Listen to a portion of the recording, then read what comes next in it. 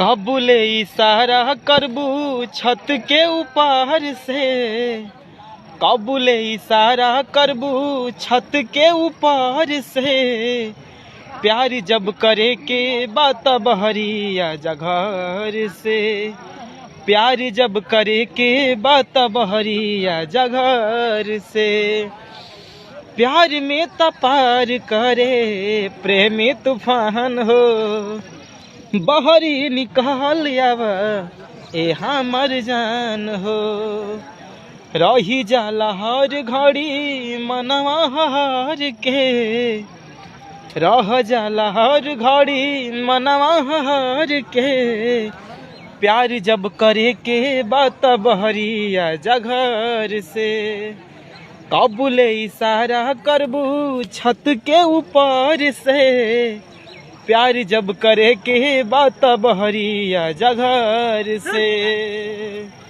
And I love you. Channel को subscribe करें और अच्छा लगे तो बहुत सारा प्यार दिया। आज हम लोग नावाडी बाजार में घूमने आए हैं, बड़ा अच्छा लगा था हो। जय हो। कपार खजवाए लगा खजीबे करा। बाय।